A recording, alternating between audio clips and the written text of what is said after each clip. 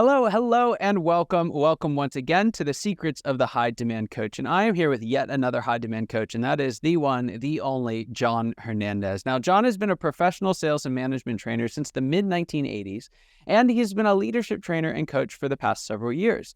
He's managed several firms in the consumer and professional audio and video industry throughout the Western United States. 10 years ago, John and his business partner began their own company, building it into a multi-million-dollar corporation. And like many, he's experienced some epic failures during his professional career. However, he continues to learn from them and to choose to take risks. He learns from identifying his own blocks and seeing and acting upon his potential. And he's here to show us how we can do that as well. So, John, we got a chance to meet, I think it was a couple months ago now, and it was a fascinating conversation. I love that we get to hit record this time and share it with the world. So tell us a little bit. We've got your bio here, but tell us your story. What were you doing before starting Alchemy, and how did it all come together? Sure. Well, way back. So when I was a small child, my mother used to read to me not the typical children's books, but things like myths from Greece, from Egypt, 1001 Arabian Nights. I remember well. I used to love that stuff. And even in grammar school, I was doing papers and interviewing physicists about things in Egypt, pyramids and all these things. And that kind of was an underlying thread through my whole life. And right along with that is I started my own business at 13.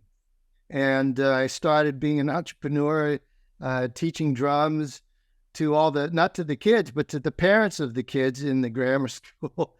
And I'd say, oh, you know what? This is fun. I'm making some money, way more than my allowance. And that brought me through. And I realized that I had a natural aptitude to talking with people and being in relationship. And that started my sales career, which, again, that thread set me into then teaching sales, teaching training, managing large groups of folks, large businesses. And then ultimately, as Alchemy would have it, I was with the corporation for 20 years. Everything was great. And the universe had other plans. And within a 30-minute period, all of us district sales managers were laid off. The New York guy was texting me, the Chicago guy, hey, what happened? We just got gone. This was just before Christmas, like 10 days before Christmas, about 11 years ago or 12 years ago. And I thought, okay, I'm done with this. I'm going to do something completely different. And then the phone calls started coming. Well, what about this? And what are you guys doing? And I called my friend of mine that was also laid off, same company. I said, hey, let's start a business. And we said, yeah, let's do it. And we started literally with nothing. We took any kind of product lines that we could get.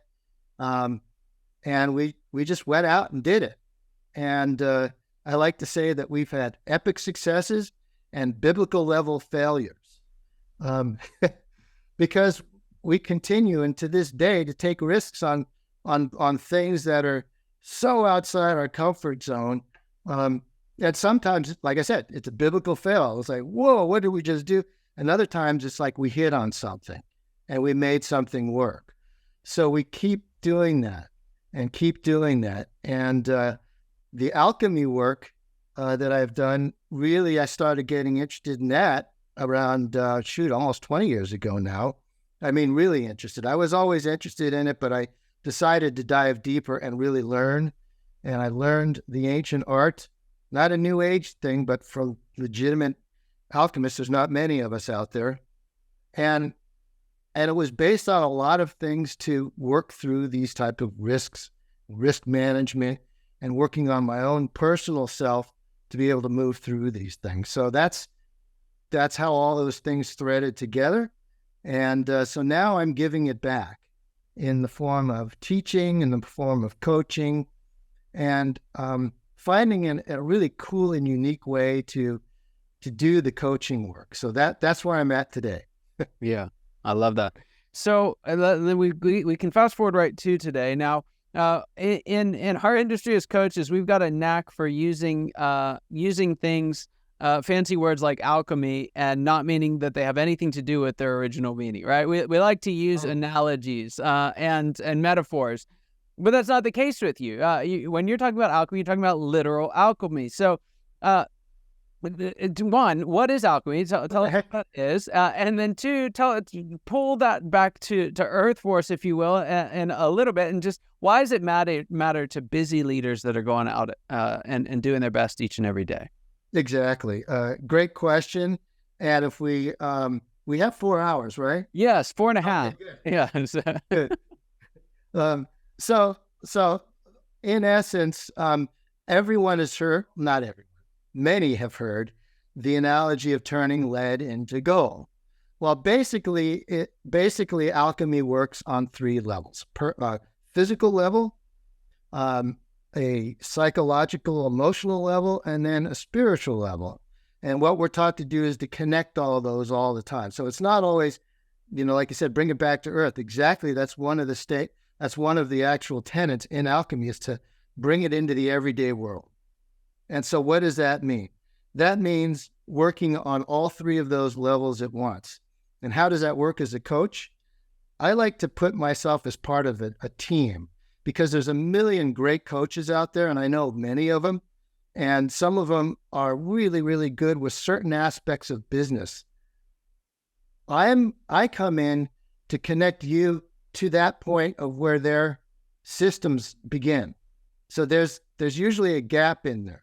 And so what does alchemy do?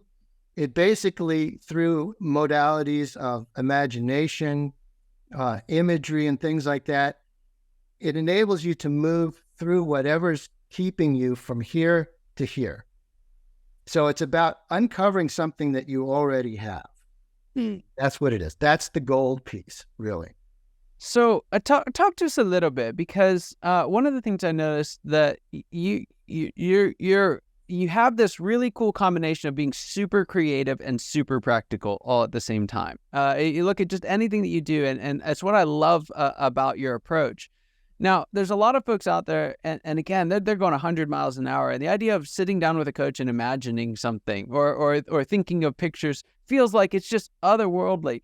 But why is that such an important strategy, and why is it so effective? Excellent question. And yeah, I mean, there's shows out there that are, again, not to put labels on it, but they kind of touch on it, but then it sounds too fantastical and too like, that's kind of woojie, what is that? But no, I mean, scientifically, we know that, and there's the phrase, a picture is worth 1,000 words. So imagery has the ability to immediately connect the subconscious to the conscious. I'm doing this, all right, head and heart. And what that does is it gives you an emotional charge to put things into action, because thinking about something is one thing, but when it's connected to the body, then it becomes an action piece. So by using, once my clients and or students, I can just say, pull up the pilgrim image, or pull up this image, and immediately they're in that moment. So where does that mean? So practical everyday life. I have a meeting. It's an important, critical meeting. I have the whole boardroom is there, the monitor's on, all the Zoom faces are there, and the in-person lunch is provided. And I'm now walking from my car to that boardroom, and I'm the key person. And what do? All of a sudden, something comes up inside of me. Maybe, I'm not quite prepared all the way, or someone's going to find me out, or, a million kinds of tapes start playing, maybe. And so by using this imagery and bringing up this imagery, immediately the subconscious comes online, and I can move through that and be a powerful presenter. Same with public speaking, same thing. It doesn't matter. I always say you could put 2 people in front of me or 10,000. It's a number. And so these modalities give you something in the moment. It's not some long thing where I have to sit down and spend, okay, I've got 2 hours and I'm going to meditate and do all these. No, it can be that, but that's not it. I like to bring it into the practical world. So a moment in, ready to go. Yeah. That answers the question. That's fantastic. That's absolutely fantastic. Now, one of the things that I noticed, and even in some of the kind of referrals and recommendations and testimonials, was this idea of finding opportunities and challenges. Talk to us a little bit. One, why is it so important, and how can we think of our challenges differently? Challenges, and this has probably been out, is out there a lot. Challenges are learning experiences. It's not about me. If there's something that doesn't work or there's a miss, I like to put it in that way, it's not about me. I've given this, or my business partner or a company or our employees have given it everything they've gotten, and it wasn't the right fit. And so what did I learn about it? What might I do differently next time? And so each one of those is a learning experience. So whether I put the word miss or failure or however you want to frame that, these are all pieces to where I can get some new piece of information, add it to my toolbox, and then bring it online the next time. Yeah. If we were to take that a step further, what would you say is the role? Would you say that failure plays a critical role in success? Can you have one without the other? It's possible. However, I think it's going to happen at some point. If it doesn't, to me, that means I'm not taking enough risk, because not every risk ends in flowery success. Like I said, in my own things, I'm still today, we're taking risk, and sometimes they're way off and other times they're success, but without bridging that gap, I'll never know. And I can't move to the next level. And for me, it's a really exciting part of it. Now, that doesn't mean that it can't be painful. That's another thing. It's like, you can't avoid pain. Sometimes these pieces are really painful. What happened during the whole COVID piece, and we thankfully were able to hold on to our team, but it was a lot of relationship. It was a lot of building and a lot of being in the moment during those times, and that's it. So not avoiding the pain, but moving through the pain, and then taking the risks and learning. Yeah, and so what would you say, because, this is what you do all day, every day. What would you say, if you boiled it down, as some of the most important work you're doing with your clients here over the last maybe even 90 days? So one of my mission statements and one of my goals is if I can open up a pathway and facilitate so they get an opportunity, perhaps for the first time, to see what their core essence really is, that lives before and below all the stuff that gets heaped onto us, as children, and environment and culture and religion and politics and all the things that we learn to do to survive in the world. But what's underneath that? And if I can help them see that, even for a nanosecond, I'm happy. Success is there. It warms my soul. Theirs as well.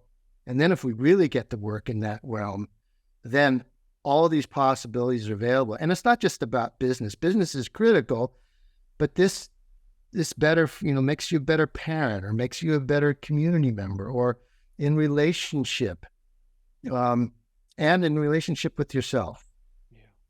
Yeah. So, question for you here. What would you say is the biggest secret that you wish wasn't a secret at all? What's that one thing that you wish everybody watching or listening today knew? Do I have to give that up now? Okay. You have everything you need.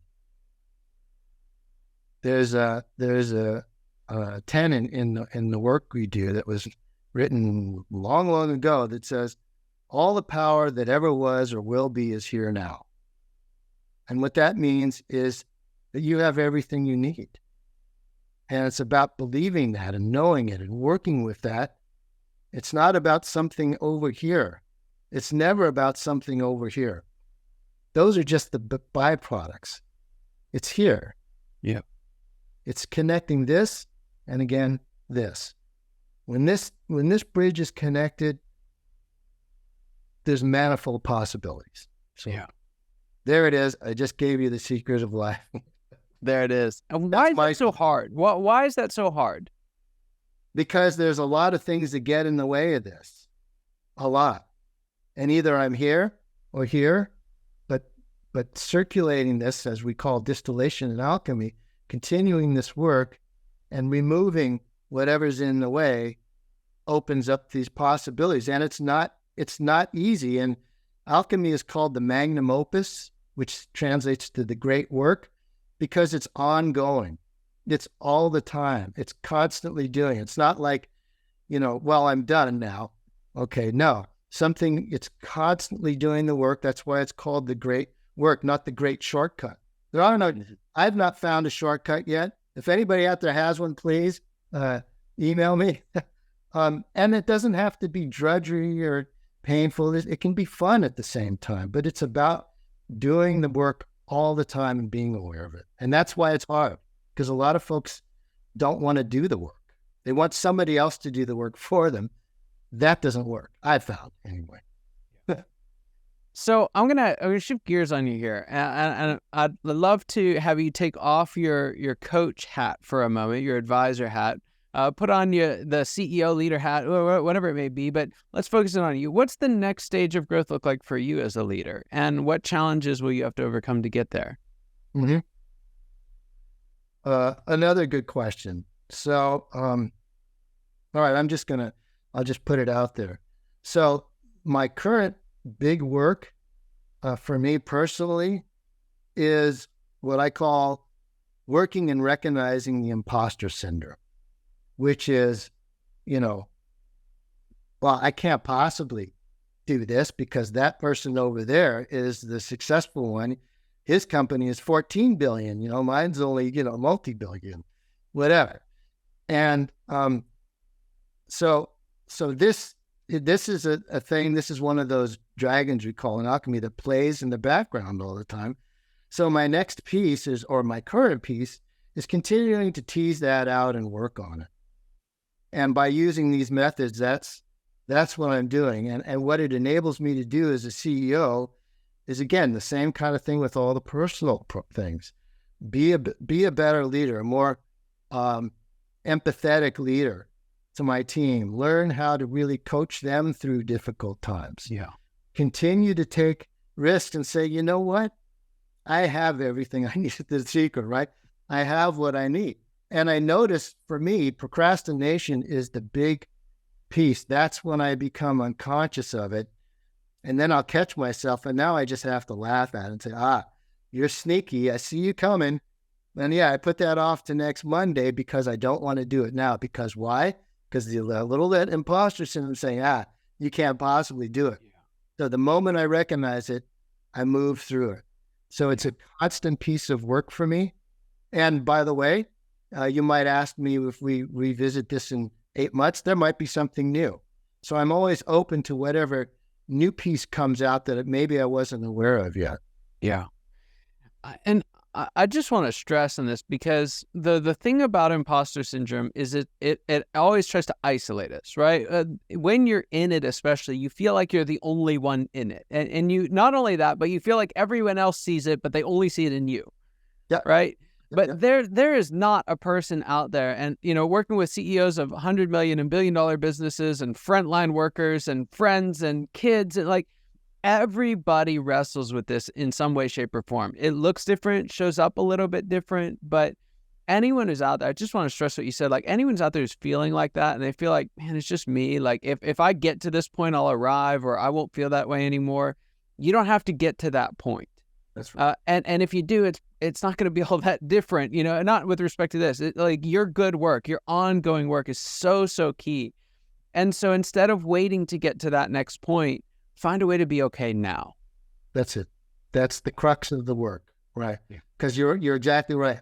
You can never slay the dragon, but you can manage the dragon. And I have a great image for that too that I use for everybody that shows that exact piece.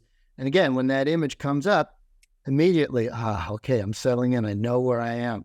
There's my roadmap. So that's why I use images a lot, because I could talk to you, probably forget 80% of what I'm saying, but the image is going to bring you there in a moment.